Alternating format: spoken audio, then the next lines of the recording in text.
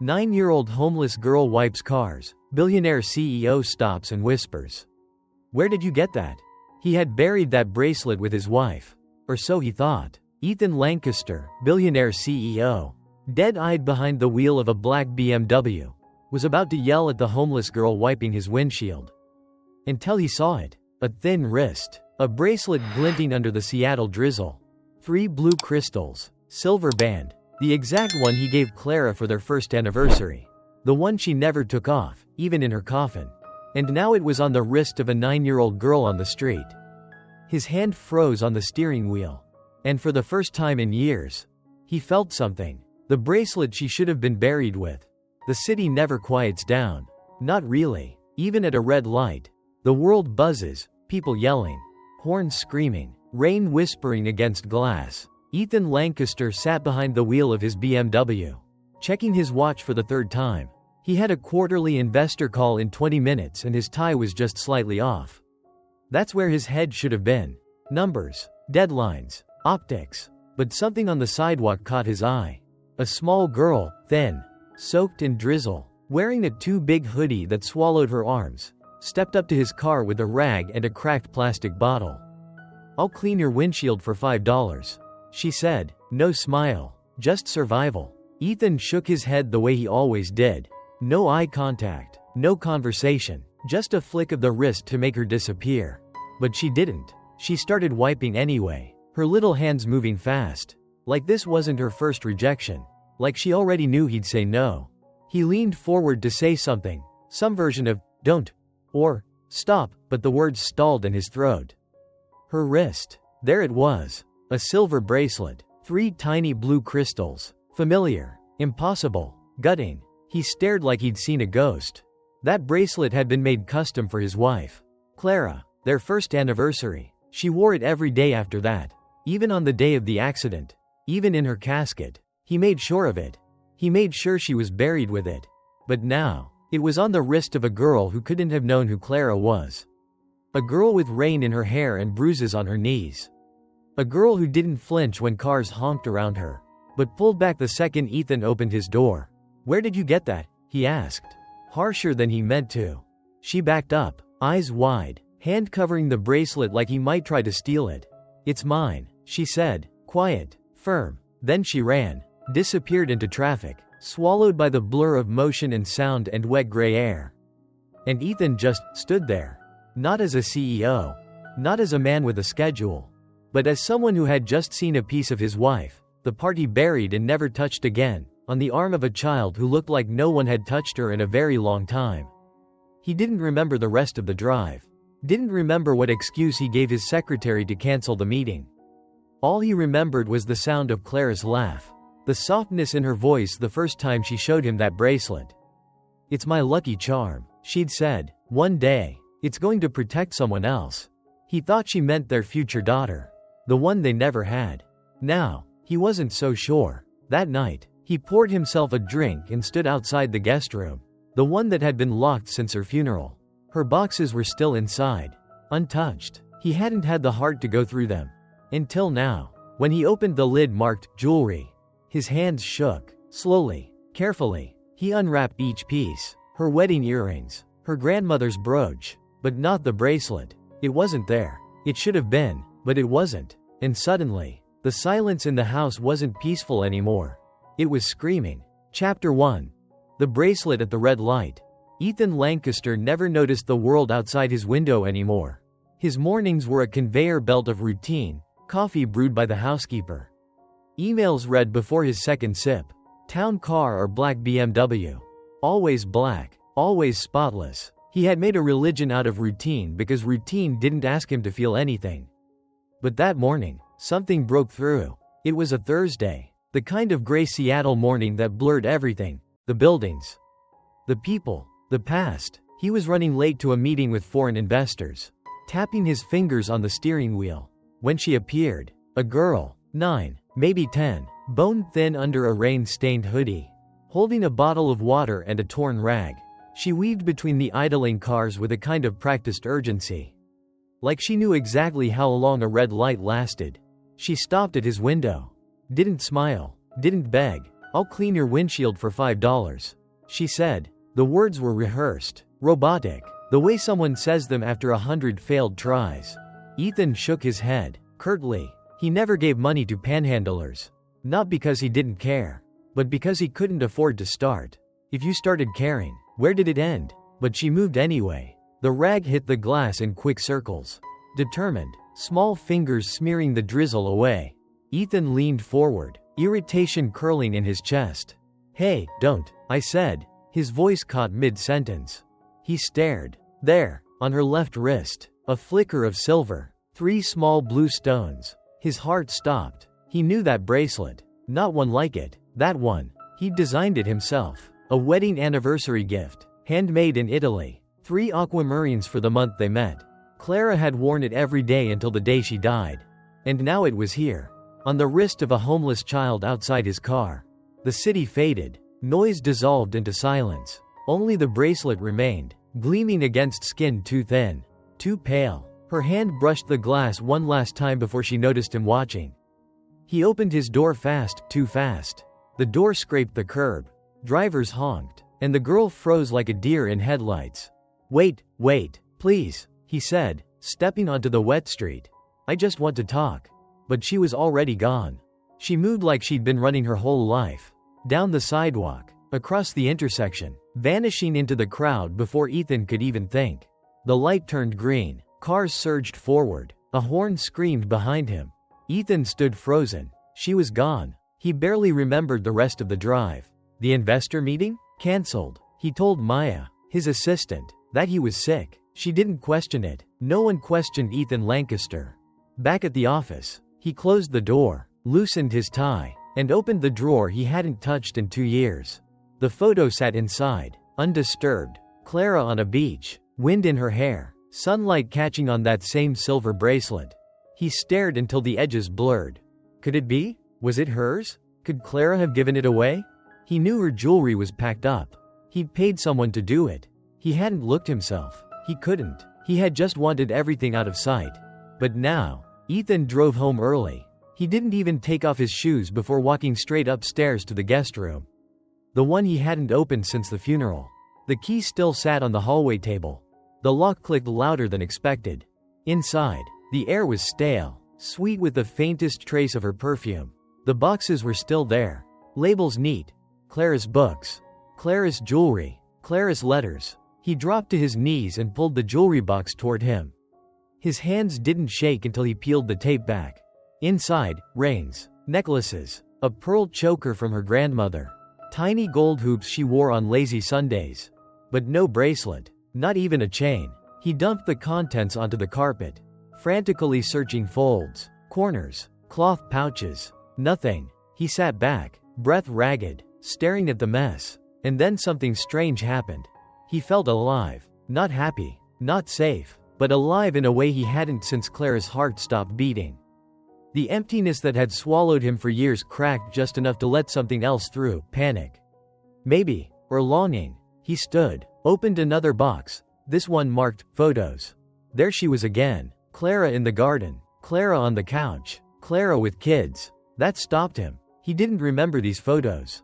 Clara surrounded by children, reading books, painting, hugging them. The last photo nearly knocked the breath from his lungs. Clara on the steps of a community center with a group of kids, and right beside her, unmistakable now with recognition, a younger version of the girl from the intersection. She was smiling, not the weary, guarded look from the red light. A real smile. A memory bloomed in Ethan's mind, one he hadn't thought of in years. I want to do something that matters. Clara had once said, not just write checks, I want to show up. And she had. She'd been volunteering, week after week, at a shelter, with that girl, Laya. He didn't know her name yet, but somehow he already did. She wasn't just a random kid. She was the child Clara had poured love into. Maybe even planned to adopt. Maybe. Ethan backed away from the boxes and sat on the bed. The same bed where Clara had once read donation letters aloud to him. He never listened closely. He was always too busy. Too blind. Now a girl was out there, wearing Clara's bracelet, alone. And he had to find her. Not just for answers, but because something about her had snapped him out of numbness. She looked like Clara did when she was angry at injustice, shoulders squared, mouth tight, dignity glowing under the dirt. She looked like someone who still mattered. Chapter 2. A photo. A ghost. Ethan didn't sleep that night. He lay in bed, staring at the ceiling, one arm resting on the pillow where Clara used to sleep. The sheets still carried the ghost of her favorite lavender detergent. Or maybe that was just memory pretending to be scent. He wasn't sure anymore. He kept seeing the girl's wrist, the glint of blue, the sharp cut of her eyes when he yelled. Her face had faded in and out of his dreams like smoke. The next morning, before the sun climbed above the horizon, Ethan dressed in jeans and a gray pullover instead of his usual suit. He looked in the mirror and barely recognized himself. No tie, no precision, just a man who was chasing something he couldn't explain. He drove to the same intersection and parked 2 blocks away. Then he waited, and waited. The coffee he ordered from a nearby diner went cold. He didn't notice. Hours passed, no sign of her. Maybe she'd moved to another corner. Maybe she was just a figment. Maybe she'd slipped back into the cracks of the world the way kids like her always did, unnoticed. Forgotten. He was about to leave when he saw her again. Same hoodie, same walk. She darted across the street like a shadow, bucket and rag in hand. He stood slowly, heart pounding like he was walking into a negotiation with God. As she approached a red sedan, Ethan walked toward her, slowly, hands visible, careful not to spook her again. She turned, saw him, and froze. Then her eyes narrowed. "Wait," he said, raising both hands. "Please, I just want to talk. I don't give refunds," she said flatly. He nearly smiled at that. "I'm not here for that," he replied. "I'm here because of your bracelet." Immediately, her hand snapped over her wrist. "I'm not selling it. I don't want to buy it." He paused. It looks like one someone I loved used to wear." The girl stared at him. "You're the guy from yesterday." He nodded. "I'm not gonna follow you." He added, "But would you let me buy you something to eat?" Silence. Then she looked toward the diner. Hesitated. Hunger cracked her wariness for just a second. "Fine," she said, "but I sit near the door.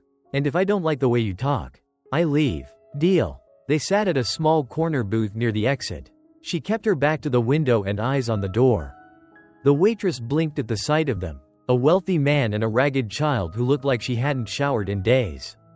"Laya," he learned. She said it reluctantly, as if the name might be used against her. She ordered a burger with fries and a chocolate milkshake. Her eyes flickered with something like embarrassment when she struggled to read the menu. Ethan said nothing, just ordered the same. For a while, they ate in silence. Then, when the tension eased, Ethan spoke softly. "That bracelet, where did you get it?" Laya's fingers traced the blue stones. She looked out the window. "A lady gave it to me. A long time ago." He swallowed. "What was she like?" "She had short hair," Laya said. "She used to come to the shelter every week. Read us books. Bring cupcakes. Clara. It had to be Clara." She smiled a lot, Laya added, like she wasn't scared of anything. Ethan looked down at the table, trying to breathe around the lump in his throat. "She gave it to me on my birthday. Said it was magic, that it would protect me."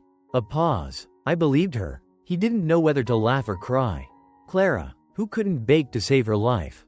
Clara, who never left the house without that bracelet. Clara, who once said, "One day, I want to give this to someone who needs it more than me." Ethan thought that person would be their child, the one they never had. "She stopped coming one day," Laya said. "They told us she went to heaven." Silence stretched between them. "Do you miss her?" Ethan asked. Laya shrugged, but her voice cracked when she replied, "People leave. That's just how it is." Ethan slid a business card across the table. "If you ever need anything, that's my number." Laya picked it up. "Read it slowly." "Ethan Lancaster," she said. He nodded. "President of a company." She added, "You're rich, huh?" He smiled faintly. "I'm comfortable." She slipped the card into the torn pocket of her jeans. "I have to go," she said suddenly. "Can I see you again?" "Maybe." And just like that, she was gone again, out the door, into the world that forgot her the second she stepped into it. Back at home, Ethan couldn't sit still. He dug out more boxes. More photos. One showed Clara sitting on the steps of what looked like a shelter, arms around 2 girls. One of them was definitely Laya, smiling with the kind of joy that only trust could buy. and Clara looked full, alive in a way she hadn't looked in the last years of their marriage. As if she had found something more real than boardrooms and champagne galas. He flipped through another album. Everywhere, children, Clara reading, Clara painting, Clara planting flowers in plastic pots. He had been too busy expanding his empire to ask where she went on Tuesday afternoons. Now he understood. She hadn't just been volunteering. She had been falling in love with a life she couldn't have with him. Had she been trying to tell him? He couldn't remember, only that she smiled less toward the end, and he was too buried in quarterly earnings to notice. I thought we had time, he whispered aloud, but time had been stolen by a careless car and a rainy night. Now all that was left was a girl wearing a bracelet he thought he buried.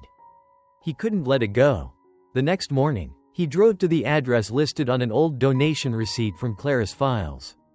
Hope House Shelter and Learning Center. The woman at the front desk looked startled when he gave his name. "You're Clara's husband?" He nodded. She didn't ask why he had never been there before.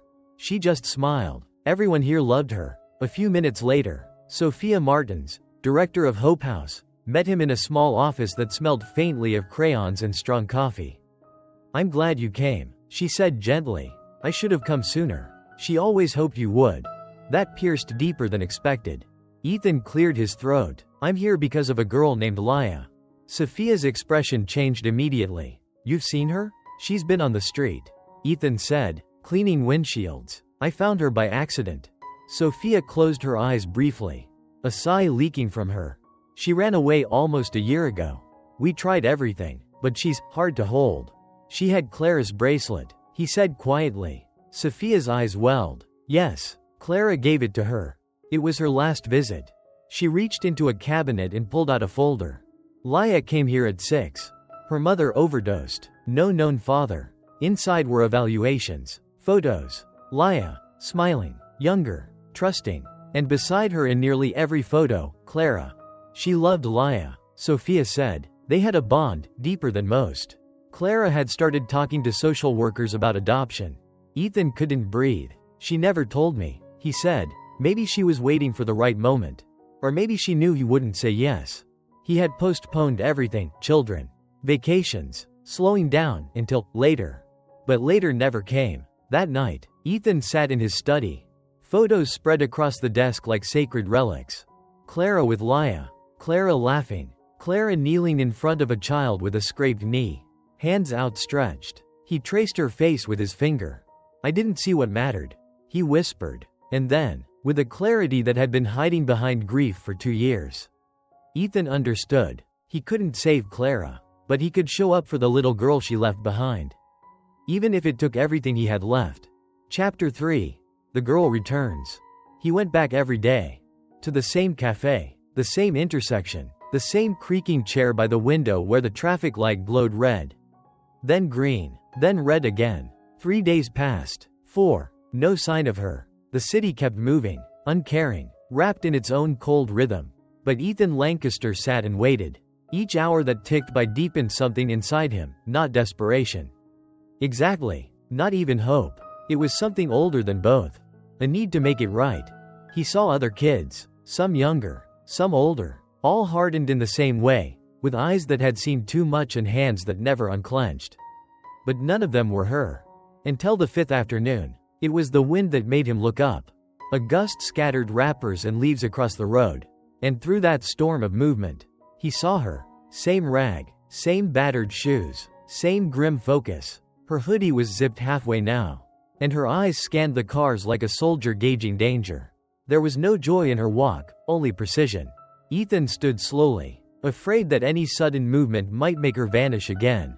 She approached a silver car, exchanged a quick word, wiped the windshield. Then she turned and saw him. Recognition flared in her eyes. Then hesitation. Then something else. She stiffened. He lifted his hand, not waving, just letting her know he was there.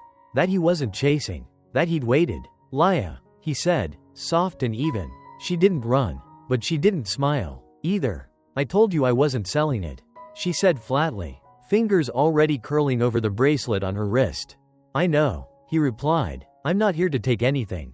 Just to talk. Maybe just sit, like last time." She tilted her head. You always hang out at traffic lights?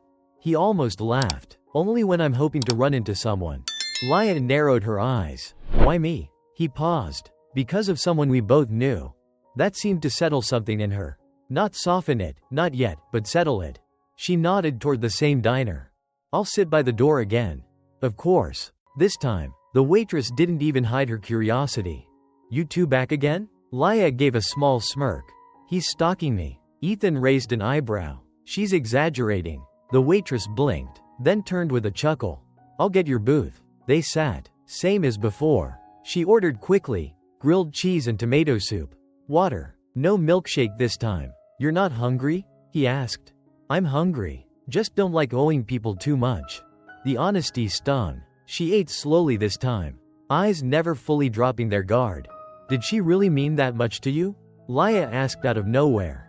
Ethan looked up. Clara? She nodded. She was my wife. Laya blinked. But you weren't around. No, he said quietly. I wasn't. She said you were busy. Important. She was important, he said. I just forgot how to show it. Until it was too late. Laya didn't respond, but something in her posture shifted. She leaned back, just an inch, away from the exit. A question flickered in her eyes. So you believe in signs? She asked. What kind of signs? Like, stuff that happens for a reason. He hesitated. I didn't, not really. But, finding you changed that. Her expression remained unreadable. You think I'm some kind of message from the dead? No, he said. I think you're someone Clara loved. And that makes you someone I need to know. She looked down at her bracelet again. Her thumb brushed over one of the crystals. She said it would protect me. That it had magic. It did, Ethan said. She lied. Laya whispered. Because people still left. Did she leave you? He asked gently. Laya didn't answer for a long moment. She promised to come on my birthday again. But then she didn't. The new shelter lady said she died. And that's it. No one ever explained anything. Just poof, gone. The pain in her voice was quiet. But it cut deep. She didn't forget you, Ethan said. She never would. I didn't even get to say goodbye. Laya whispered. I didn't go to any funeral. I didn't get to cry in front of people. I just stopped existing to her world. Ethan's throat tightened. He reached into his wallet and pulled out the photo. Clara on the beach, smiling, bracelet glinting on her wrist. This was her, he said. This was the woman you knew. Laya stared. Then her fingers hovered over the image. Almost touched it, then stopped. She looked happier with us. She said softly. Not like that. Ethan blinked. What do you mean? She smiled differently at the shelter. Bigger, like she could breathe there. He looked down at the photo again, and realized, for the first time, how small Clara's smile had been in their final years. A ghost of what it used to be. Maybe Laya was right. Maybe she had breathed more fully with the children than she had at home with him. Why are you here? Laya asked suddenly. Really? Ethan met her gaze. Because I think you were part of the life she didn't get to finish. And now you're what, trying to finish it for her? No, he said. Slower now. I think, I'm trying to start again. For me, because I want to know you. Why? Because the first time I saw you, something in me came back to life. She blinked at that, then stared hard at him. People say things like that when they want something. I don't want anything, he said. She studied him, long, hard, then finally looked down. You can walk me back, she said, but only to the park. Not all the way. They walked in silence. Her steps were fast, light, used to weaving through people. His were slower, deliberate, out of sync. You always this rich? She asked at one point. No. She looked up. I started with nothing. Grew up in a small town. Dirt floors. Shared a bed with my brothers. I worked every summer. Every weekend. She raised an eyebrow. You sure? He chuckled. Why? You dress like someone who never had to hustle. Well, he said, money changes how you look. Doesn't change where you come from. She seemed to consider that. They reached the edge of the park. This is far enough, she said. Okay. She didn't move immediately. Then, if I see you again, I'll say hi. Maybe. He nodded. Thank you for trusting me. Even a little. Don't get used to it. She muttered. And then she walked away. Hoodie pulled tight, arms crossed. But she didn't run this time. And she looked back, once. Just once. But Ethan saw it. A flicker of something, not quite hope. Not yet. But the door had opened. Even just a crack. And in that crack, A ghost was beginning to fade, and a new story was starting to breathe. Chapter 4. Hope House. The next morning, Ethan woke before dawn. No alarms, no calendar alerts, just his body, pulling him upright before the city had opened its eyes. For the first time in 2 years, he didn't feel like a CEO. He felt like a man standing on the edge of something he didn't know how to name. In his kitchen, the coffee machine hissed softly. He didn't touch it. He wasn't hungry. He wasn't tired. He was restless. By 7:15, he was back in the car, driving streets that hadn't meant anything to him a week ago. The route to the intersection was already memorized. But this time, he didn't stop there. This time, he followed the address he had found the night before. Buried in Clara's files, Hope House Shelter and Learning Center. It was smaller than he expected. A 2-story building nestled between a laundromat and an abandoned hardware store. A peeling sign above the door. Hand-painted letters faded from rain. It didn't look like a place where lives change. But Clara had gone there every Tuesday. For months, maybe years, Ethan hesitated on the sidewalk. His suits had carried him into boardrooms and penthouses. But standing here, he felt stripped of all his armor. Just a man with regret in his lungs and a photo in his wallet. He stepped inside. The warmth surprised him. Not the temperature, the feeling. The scent of crayon wax and dry cereal. The low hum of children's voices drifting down the hallway. On one wall, a bulletin board crowded with artwork, drawings of houses. Suns, stick figures smiling with uneven teeth. A woman behind the front desk looked up. "Can I help you?" Her voice was kind, cautious. He stepped forward. "My name is Ethan Lancaster." The name seemed to ripple through the air. The woman's expression softened. "You're Clara's husband?" The word hit his chest like a soft blow. "Husband. I was," he said quietly. The woman stood, her eyes wet. "She talked about you." He didn't know what to say to that. "I'm sorry," she said after a moment. We all loved her." "I know," he whispered. "I didn't." The woman frowned slightly, not understanding. I didn't know all of her. Not this part." There was a silence. Then she gestured gently. "Come with me. Sophia will want to speak with you." Sophia Martins was in her 50s. Her gray-streaked hair was tied back in a bun that didn't quite stay in place. She wore a cardigan with a stain near the hem and the calm energy of someone who had seen every kind of heartbreak and still kept showing up. When Ethan stepped into her office, she stood slowly. "Mr. Lancaster," she said, extending her hand. "It's good to finally meet you." He shook it. "I wish I had come sooner." She didn't correct him. "I'm here because of a girl," he said. "Laya." Sophia's mouth pressed into a thin line. "You've seen her?" He nodded. "Twice now. She's on the streets, cleaning windshields. She looks." He swallowed. "Alone." Sophia closed her eyes briefly. "We feared this. She ran away almost a year ago. We tried, but she's good at hiding. And honestly, we're stretched so thin." She had Clara's bracelet. Sophia blinked. "She still has it?" "Yes." Sophia moved slowly to a cabinet and pulled out a folder. She sat back down, opened it carefully. "Laya came to us at 6. She said, mother deceased, father unknown." She was quiet, untrusting. "But Clara," she smiled softly. "Clara had a way." Ethan leaned in. "She used to read to her, paint with her." On Laya's 9th birthday, Clara brought cupcakes and gave her the bracelet. Told her it was magic, that it would protect her. Sophia's voice wavered. It was her last visit. A week later, the accident. Ethan felt like the air had gone thin. "She wanted to adopt Laya," Sophia said, watching him carefully. "She hadn't told you?" "No," he whispered. Silence settled between them. "I think she was waiting for the right moment," Sophia said gently. "Or maybe, she knew you weren't ready." That cut deeper than she intended. And he knew it wasn't said with cruelty. "I didn't see her clearly," he murmured. "Not the way you did. She loved you," Sophia said softly. "But here, she got to love in a different way. Without walls." Ethan nodded, afraid if he spoke, he'd break. Sophia handed him a photo. Clara and Laya sitting on the floor. A book opened between them. Laya laughing. Clara mid-sentence. Alive. They were something, Sophia said. The bracelet caught the sunlight in the photo. 3 soft blue crystals, just like in his memory. After Clara died, Sophia continued, Laya stopped speaking for weeks.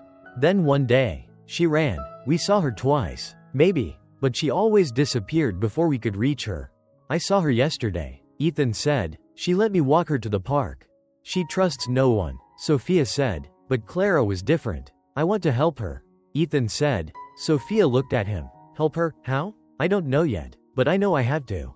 Sophia stared for a moment longer, then opened another drawer and pulled out a photo album. She made this for Laya, she said. Never got to give it to her. Ethan opened the album. Every page was love. Clara and Laya at a museum, in a garden, holding hands, reading, laughing. He felt like an intruder on a life he hadn't known existed. She gave her everything, Sophia said. Books, stories, attention, and the promise that someone saw her. Ethan closed the album carefully. I don't want to be Clara, he said, but maybe I can keep that promise. That night, Ethan drove back through the city. The photo album on the passenger seat. The streets blurred through the windshield, and his hands tightened on the wheel. At a stoplight, he looked over at the photo again. Clara's smile, Laya's eyes. He wasn't ready for this. Not really. He didn't know how to parent. He didn't know what trauma did to a child's trust. He didn't know if Laya would ever want to see him again. But for the first time in his adult life, he was willing to do something without knowing the outcome. Just show up. Be there, where Clara no longer could be. Chapter 5. Her World. From a distance. The next morning, Ethan didn't go to work. For the first time in over a decade, he didn't put on a suit, didn't check his email, didn't return a single call. When his assistant asked if she should reschedule the board review, he said yes. When she asked what to tell the investors from Tokyo, he paused and said the first true sentence he'd spoken in years. Tell them I have a family matter. The words tasted strange, unfamiliar, but also right. That morning, Ethan became a shadow. He didn't approach Laya again. Not yet. Instead, he watched. From his car, from across the street, from coffee shops and bus stops and sidewalks crowded with people too busy to see a child surviving in plain sight. She always came back to the same intersection, usually just before 9 a.m. rag and bucket in hand. No signs, no begging, just work, and a look in her eyes that said, "Don't come near me unless you mean it." Ethan respected that. He watched her move between cars with a rhythm, fast, decisive, instinctive. She seemed to know exactly which drivers to approach and which ones to avoid. Sometimes, she was met with kindness, loose change, a nod. Other times, disgust, rolled up windows, curse words. Once, a man yelled at her through his windshield. She didn't flinch, just moved on. But Ethan saw the way her shoulders sagged when she turned. No child should be used to rejection. Around noon, she'd retreat, often to a bench in a small square 5 blocks away. Sometimes alone, sometimes with other kids, younger, thinner, just as invisible. One day, he saw her tear a sandwich in half and give it to a boy who couldn't have been more than 6. He watched her scan the street before she ate, like she expected someone to snatch it away. Some nights, she disappeared, but other nights, Ethan followed her at a distance. To alleyways, behind convenience stores, once to a church basement where she curled up under a stairwell. Always alone, except for the bracelet. She touched it often, like it was breathing, like it spoke to her when no one else did. Ethan didn't sleep those nights. He sat by his window, fingers resting on the photo album Sophia had given him, wondering how many nights Clara had worried for this girl. How many promises she had whispered to her before disappearing without warning. How many times Laya had looked for her in the dark. He didn't approach her, not yet, because he wasn't sure if showing up now would heal her or hurt her more. The rain came on a Wednesday. Cold, heavy, relentless. Ethan sat in his car near the square and watched as Laya ducked beneath a narrow overhang outside a pharmacy. She had no coat, no umbrella, just a trash bag wrapped around her shoulders. She was trembling. It hurt to watch her like that. He wanted to run to her, to carry her to warmth, to tell her she didn't have to freeze anymore. But he stayed in the car. Instead, he pulled out his phone and called Sophia. "She's at the central square," he said, "outside Brighton Pharmacy. She's soaked. We'll send someone," Sophia said, but her voice was hesitant. "She'll run," Ethan said before she could finish. "Won't she?" "Yes," Sophia admitted. "It's what she does. She doesn't know how to be saved." That night, Ethan parked 2 blocks away from the shelter and stared at the city lights until his vision blurred. He thought of Clara, how she would have marched into the storm without hesitation. Without second guessing, he thought of Laya, shrinking beneath that overhang, shivering, yet too proud to accept help from anyone who hadn't earned her trust. He thought of himself, the man who had once said, maybe next year, every time Clara brought up adopting.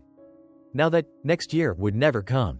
The following morning, Ethan called his office. I need leave, he said simply. There was stunned silence on the other end.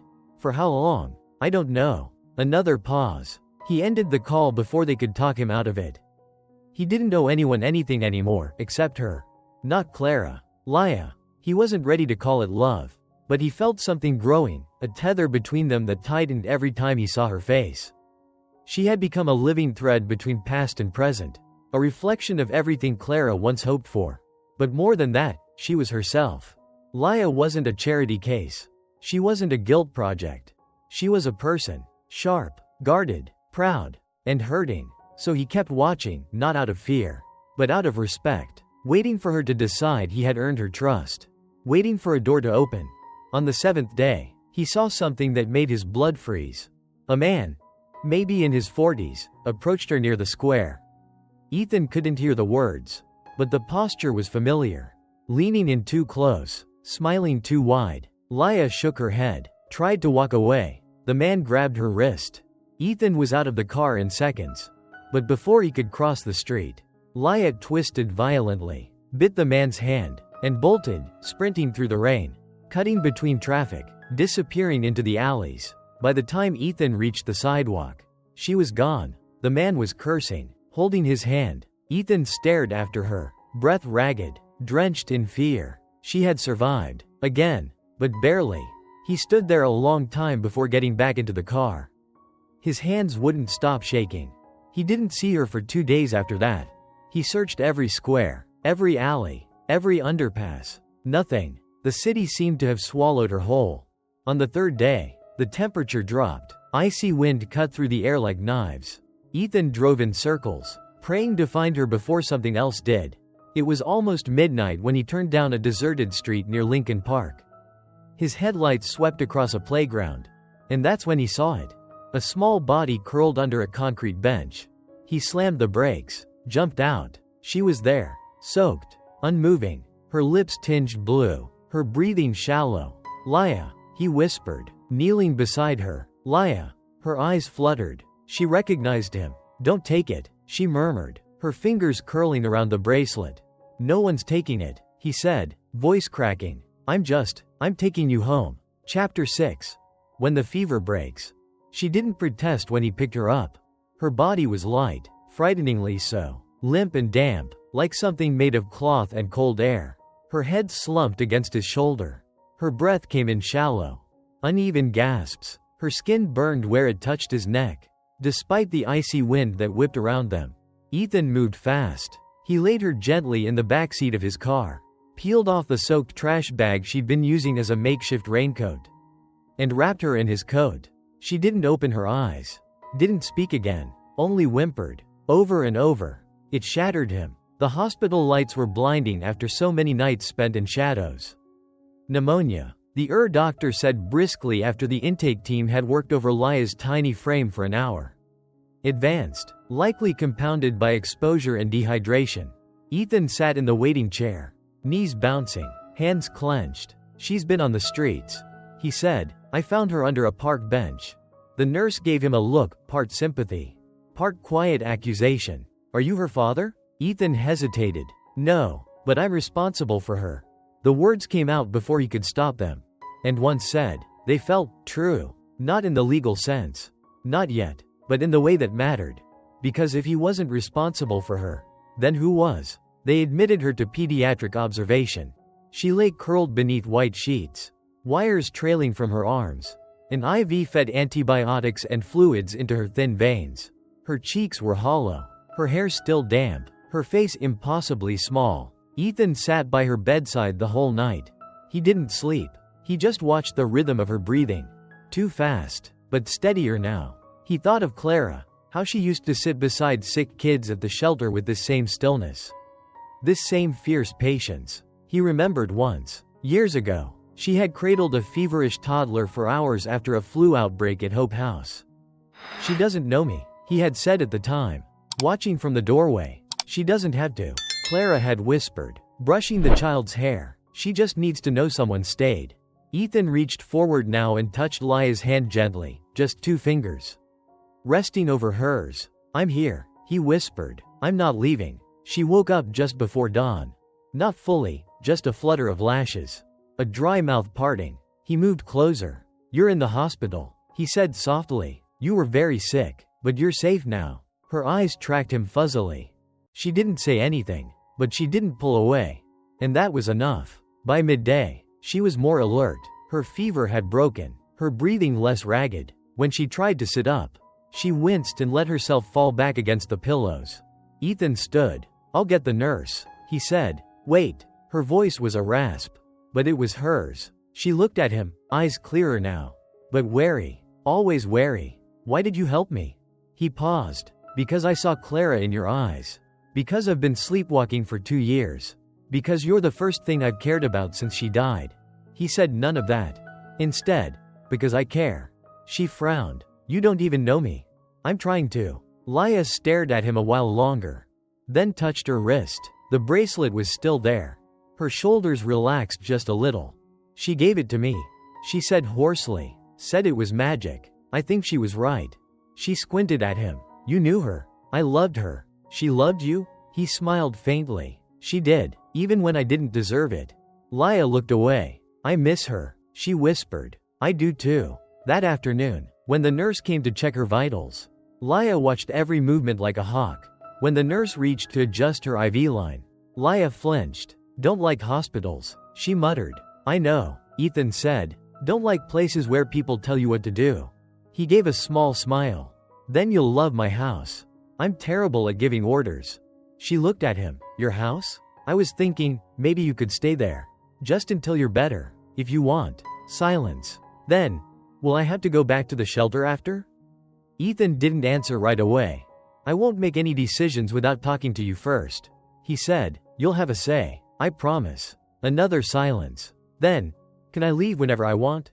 He swallowed. Yes, but I hope you won't want to. Her eyes locked on his. She was measuring him, the way she measured everyone. And slowly, she nodded. Okay, she whispered, but only until I feel better. Deal. 2 days later, she was discharged. They gave Ethan a folder of medications and instructions, and a quiet nod from the nurse who had watched them silently over the past 48 hours. Take good care of her, she said. Ethan didn't look back, just walked beside Laya down the sterile hallway. She held the discharge papers in one hand, and his car keys in the other. On the ride home, she stared out the window. Is your house big? She asked suddenly. Too big. Are there flowers? He smiled. Yes, Clara planted them. Laya nodded, then asked, do you have books? He glanced at her in the mirror. Tons. A pause. Can I read them? You can read every single one. When they pulled into his driveway, she didn't get out immediately. She stared at the manicured lawn, the clean white fence, the mailbox with his name. This yours? Yes. She exhaled. Looks like a movie. He opened her door. Come in. It's warmer inside. She stepped out cautiously, stood on the sidewalk for a long moment, then walked slowly to the front door. Inside, she stopped. Her eyes took in the high ceiling, the polished floor, the framed art on the walls. Then she looked up at him. Where's my room? He smiled. I'll show you. The room was small by Ethan's standards, but still bigger than anything Laya had known. He'd picked the one facing the backyard, the one Clara used to say would make a good nursery. It had been empty for years, but not anymore. Bright bedding, a lamp shaped like a moon, a small bookshelf with room to grow. Laya stepped inside like she was entering a museum. She touched the edge of the comforter, the pillow, the drawer handles, then sat slowly on the bed. Soft, she whispered. Ethan stood at the door. Too soft? She shook her head. Just not used to it. He nodded. You'll get used to it. She turned toward him, blinking sleepily. You staying here? He smiled. As long as you want me to. And for the first time since he met her, she smiled back. Chapter 7. The room with the locked door. The first thing Laya noticed was that one door upstairs was always shut. It wasn't locked, but it might as well have been. Ethan never mentioned it. She never asked. But every time she passed it on the way to her room or the library, something in the hallway changed. The light dimmed. The air felt tighter, like the house was holding its breath. The doorknob was brass, worn. Once, she stopped and placed her palm flat against the wood. Cold. On the other side, something slept. Something heavy. A week passed. Ethan did everything to make the house feel normal. Breakfast at the table. Books left on the counter with sticky notes that read, "You might like this one." No questions she didn't want to answer. No rules that weren't necessary. He let her carry the silence. And she did. But only so far. One rainy afternoon, she wandered into his office while he was on a call. He was facing the window. His voice low, discussing something about projections and budgets and timelines. She didn't understand a word. But she watched the way he stood. Straight, still, quiet. Even when he spoke, there were photos on the desk. Clara on the beach. Clara in the garden. Clara holding a cup of coffee with her legs curled under her on a sofa Laya didn't recognize. Laya reached out and touched the frame. Ethan turned, startled to see her. "Sorry," she said, drawing her hand back. "No," he said, setting the phone down. "It's okay." She smiled different in these. Laya said, "Not like at the shelter." Ethan exhaled, sat slowly in the chair across from her. "I've been learning that." She looked at him. "She told me you were smart. And that you loved her. But that you worked too much." He nodded. "That sounds like her. Did you love her?" The question hit him in the chest. "Yes," he said, "but I didn't love her the right way. Maybe, not when it mattered." Laya was quiet for a long time. Then, "What's behind the door?" He didn't pretend not to know which door she meant. "My wife's room." Her eyebrows knit. "I thought this whole house was her house too." He smiled faintly. "Yes, but that room, it's where I put everything I didn't want to feel." She didn't say anything, just studied him, then stood. "Can I see it?" He opened the door later that evening. Laya didn't follow. She stood in the hallway, waiting for permission. He pushed the door inward. The room was exactly as Clara had left it. Almost. Books, photos, a half-finished painting on an easel near the window. The smell of her perfume still hung in the air, so faint it could have been a dream. On the dresser, the old picture frame Clara had loved. Her jewelry box, a glass vase, long empty. Ethan stepped inside. He hadn't entered this room in over a year. He watched the dust rise beneath his feet. "I kept it like this," he said. "I don't know why. It felt wrong to change anything." Laya stood in the doorway. "Is this where the bracelet came from?" He shook his head. "No, it wasn't here. I looked for it after I met you, but it was already gone." She walked in quietly. Her fingers traced the edge of a desk. She didn't speak, just looked. At the painting, at the pillows on the bed, at the chair by the window, draped in a worn shawl. "She was going to let me stay with her," Laya said suddenly. "For real, not just visits." Ethan looked at her. "She told you that?" "Not directly, but she brought me clothes. Books. Said she wanted me to feel like I had a home. And she said she wanted me to meet you." He felt something split inside him. She'd been planning it. He just hadn't seen it. "Why didn't she tell you?" Laya asked softly. He sat on the edge of the bed. "Maybe she tried. Maybe I didn't listen." Laya didn't look angry, just sad. "You work a lot," she said. "I used to. Not anymore." She turned and looked at him.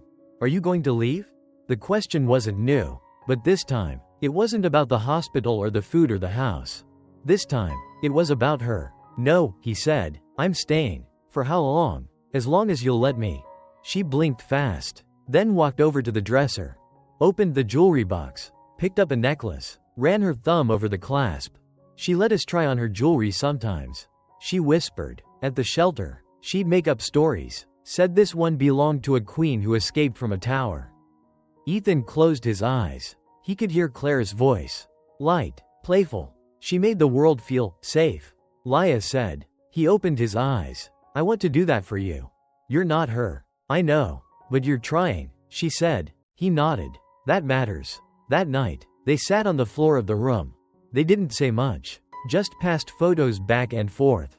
Stories. Memories. Pieces of Clara that Laya had never shared with anyone. Pieces of Clara that Ethan had never truly understood. And somehow, in that quiet room, The one that had been sealed with grief, something cracked open. Not pain, not regret, but possibility. Chapter 8. The first question. They had fallen into a rhythm. Not quite a family, not quite strangers, somewhere in the in-between. Breakfasts were quiet but shared. Afternoons often spent in the library. Evenings sometimes ended with Ethan reading out loud from whatever book Laya had picked that week. She didn't ask for much, but she stayed close, never too far, like a child who had learned to live halfway in case she needed to run. One Tuesday evening, the rain tapped gently on the kitchen windows. Laya sat at the table, drawing absently on a napkin. Ethan was slicing vegetables for a soup he wasn't even sure she'd like. The air was warm, domestic, until she looked up and asked, "Do you want to be my dad?" Just like that. No build-up, no warning, no dramatic pause. Just a soft, open bomb dropped between spoonfuls of carrot and celery. Ethan froze. The knife hovered midair. He turned slowly to face her, and she was already looking away. "I'm sorry," she said quickly, voice flattening. "You don't have to answer. I was just wondering." He stepped back from the counter, wiped his hands on a towel, and sat down across from her. She kept her head down, still doodling. A tiny house, a tree, a figure standing alone under the sky. "I didn't expect that," he admitted. She shrugged. "I wasn't going to ask, but I kept thinking about it. And sometimes it hurts more not to ask." Ethan inhaled slowly. He had practiced this moment in his mind, rehearsed what he might say if it ever came. But now that it was real, the words tangled. "Laya, this is big," he said. "Being a dad it's forever. I know. I don't want to say yes just to make you feel safe. And I don't want to say no and make you feel unwanted." She looked up at him then, sharply. "Too late." The words hit like a slap. "I didn't mean." "You hesitated," she said, her voice flat now. "That's all I needed to know." She stood from the table, fists clenched. "I'll go pack." "Wait, Laya." "No." But she was already halfway up the stairs. He didn't sleep that night. Her bedroom door stayed shut. He sat outside it once, just listening, but didn't knock, didn't force the conversation, because she was right. He had hesitated, not because he didn't want her, but because he was terrified he wouldn't be enough. By morning, her bed was empty. The window cracked open, and a folded piece of paper lay on her pillow. "Thanks for everything. Don't worry about me, Laya." His hands trembled as he held it. She was gone. He drove the city in spirals. Back to the square, the intersection, the pharmacy. Nothing. His heart thundered. Mind raced. What if someone had found her? What if she never came back? He pulled the car over, gripped the wheel so tightly his knuckles turned white. She had given him a chance, and he'd fumbled it. He called Sophia. "She's gone," he said, his voice breaking. "Oh, Ethan?" She asked if I wanted to be her father. I froze. Sophia was silent on the other end. "She probably thinks I was trying to send her away. That I didn't mean any of this." Sophia's voice was calm but firm. "You need to find her. And this time, you need to mean it." He thought back to where it all began. The traffic light. The red light that changed everything. He drove fast, praying to whatever force had brought her to him once before. And there she was, in the middle of a new stream of cars. Rag in hand, back in her old routine, like none of it had happened. She didn't see him until he stepped out of the car and called her name. "Laya." She turned. Her eyes widened. She looked ready to run. But she didn't. He walked slowly toward her. "I came to find you." She said nothing. "I hesitated," he said, "and I know that hurt you." Silence. "But it wasn't because I don't care. It was because I care so much it scares me." She looked down. He kept going. "I don't know how to be a dad, but I know how to show up. And I want to show up for you." Still, she didn't speak, so he reached into his pocket, pulled out the photo from Clara's album. The one of Clara and Laya sitting in the garden, heads tilted together. "I think Clara wanted this before I did," he said. "She saw something in you. And now I see it too." Laya's lip trembled. "And yes," he said, voice quiet now. "Yes, I want to be your dad." Tears welled in her eyes. But she didn't move. "Not yet. I need to hear it again." She whispered. "I want to be your dad." He repeated. "For real. For as long as you'll let me." She dropped the rag, ran to him, and this time, she didn't let go. Chapter 9. The Court and the Promise.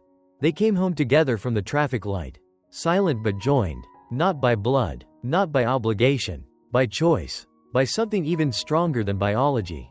That night, Ethan cooked her favorite, grilled cheese and tomato soup, and Laya ate quietly, eyes flicking to the window every few minutes like she still wasn't sure this wasn't a dream.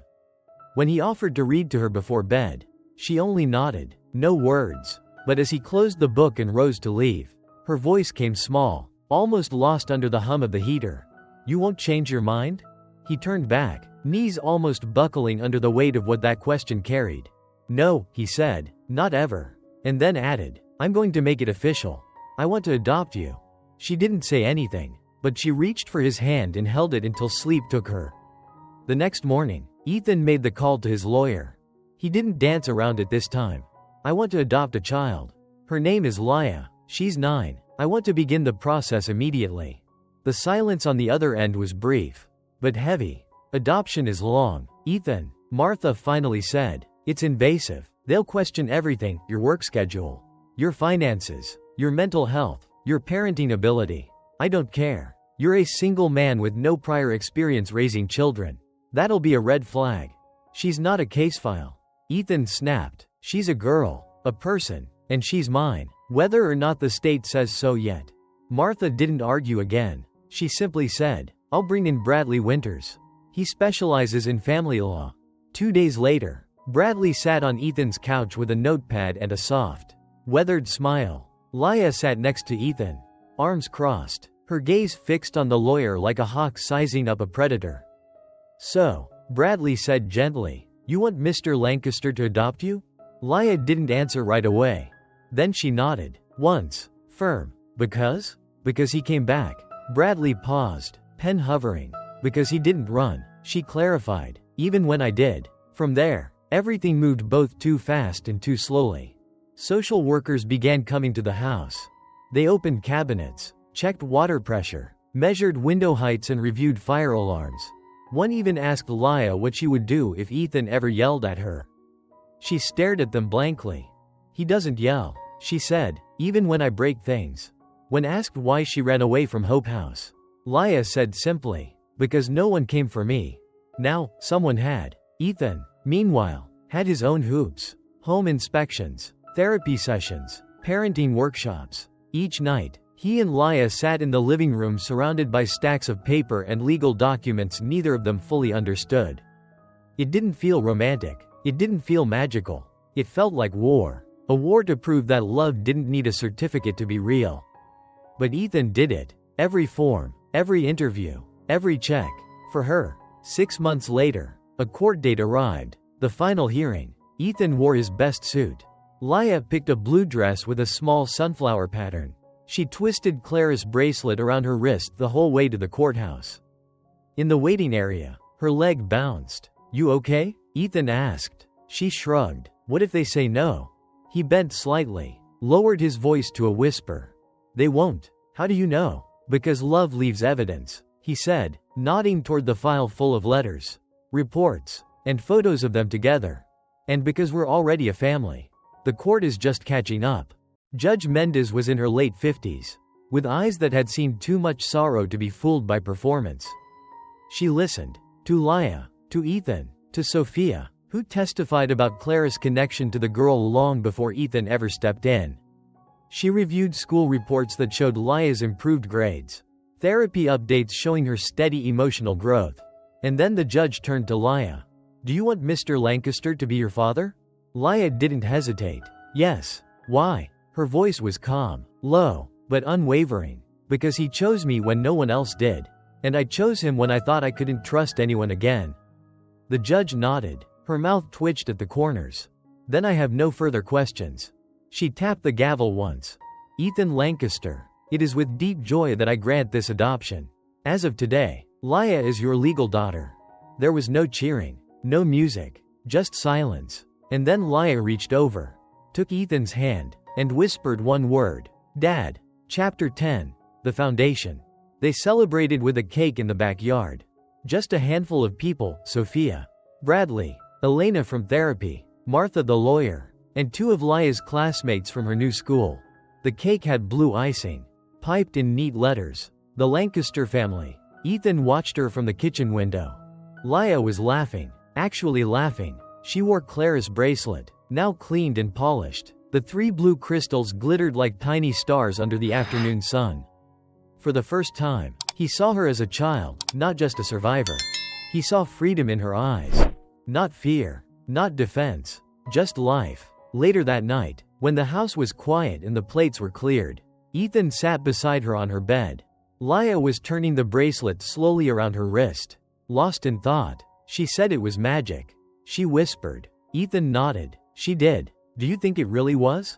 He smiled. I think she believed in it. And maybe that's what made it real.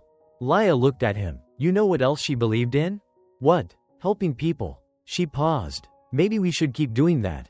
He tilted his head. You want to help other kids? She nodded slowly. There are so many. Just like I was. On the streets. In shelters. Alone. He reached for her hand. Gently. Then let's do it. The next morning, Ethan called a meeting with his board of directors. They expected a quarterly report. He gave them a mission instead. I want to build something new, he said, voice unwavering, something that lasts longer than any of us. He unveiled the plan for the Clara Lancaster Foundation, a private initiative, using a portion of his company's annual profits to fund programs for at-risk youth, starting with a complete renovation of Hope House. I've built enough wealth, Ethan told them. It's time to build something meaningful. The board was stunned. A few pushed back, but most nodded, because they had never seen Ethan Lancaster speak with that kind of conviction before. Over the next few weeks, Leah became his partner in planning.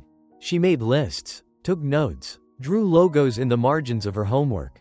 One evening, she handed him a hand-drawn design, a heart held in 2 hands, with 3 tiny crystals drawn at the center. This could be the symbol, she said, so people know where it came from. Ethan stared at it for a long time before nodding. I think she'd love that. The foundation launched 6 months later in the same backyard where they'd cut the cake. Sophia stood at the podium and spoke about Clara's kindness, about her legacy. Then Ethan took the stage. He looked out over the crowd, donors, shelter directors, teachers, social workers, and children. He didn't read from notes. Instead, he pulled a photo from his pocket. Clara and Leah in the garden, sunlight in their hair, both smiling. I used to think grief ended us, he said, but I've learned that sometimes it opens new doors. He held up the photo. This little girl saved my life. Twice. First by loving my wife. Then by reminding me that love doesn't die. It just changes form. He paused, his voice thick. This foundation exists because of 2 people. One who never stopped believing in the power of kindness, and one who never stopped surviving long enough to receive it. The first project rebuilt Hope House from the ground up. New classrooms, a real library, an art studio, and in the center of the courtyard, a small garden. Leah helped plant the first flowers. She always said flowers were like people. Leah told the kids as she dug. They grow better when they're seen. The second project launched a scholarship fund for shelter kids. The third, mobile vans with tutors and therapists to reach children who couldn't, or wouldn't, go back into the system. By the end of the year, they had helped over 400 children. And it was just the beginning. One night, Ethan passed by Leah's room and saw her asleep. Notebook still open beside her. He lifted it gently, careful not to wake her. On the page was a line that made his heart stop. Sometimes we lose everything, just to find what really matters. He whispered her name once. Just once. And let her sleep. Somewhere in that same house, on a quiet shelf in the library, sits Clara's original journal, the one she never finished. Leah placed it there herself. Next to it, the blue bracelet, nestled in velvet. She wears it less now. Not because it matters less, but because its magic has already done its work. It brought them home. The smallest things stay. The house is quiet again. Not empty, just resting. In the library, the light from the late sun cuts through the windows, landing on the spines of books Clara once shelved in alphabetical order. The soft smell of lavender still lingers faintly, the scent Leah chose for the diffuser when she said Clara would have liked it. Ethan stands there for a long time. No phone in his hand. No meeting to prepare for. No rush. Just stillness. And gratitude. On the wall now hangs a photo, 3 of them. Actually, Clara, smiling beneath the garden trellis. Laya on the courthouse steps, arms around Ethan's waist, and in the middle, a close-up of the bracelet. 3 blue crystals catching the light like tiny stars. The smallest thing Clara owned. The biggest thing she ever gave away. He once thought he'd buried her with it. That grief had sealed off all the doorways she'd ever opened. But love doesn't stay locked away. Not really. Sometimes it circles back. Through a child's defiance. Through a moment at a red light. Through a question whispered at a kitchen table. Laya is in the next room now, finishing the last chapter of the book she's writing. She wants to call it, The Bracelet. Ethan offered other titles. She shook her head. This one matters, she said, because it wasn't about the bracelet. It was about what it led to. That's the thing, isn't it? We chase the big moments in life. The milestones. The achievements. But in the end, it's always the smallest things that stay. A voice at bedtime. A promise not to leave. A bracelet passed from one heart to another. If you're still watching this, maybe you've lost someone, too. Maybe you've run from people who hesitated. Or loved someone who couldn't stay. Or maybe, like Ethan and Laya, you're just now realizing that grief isn't the end of love. It's the beginning of a different kind. A kind that rebuilds. A kind that plants gardens in places that were once graves. So if this story touched something inside you, maybe share it with someone who needs reminding. That no love is ever truly lost. That healing is real. That second chances do exist. And sometimes, they show up in the rain. At a red light. Wearing 3 small blue crystals. Because this isn't just a love story. It's a reminder that you are never too far gone to be found. And never too broken to begin again. If you made it to the end, the next story goes even deeper. See you there.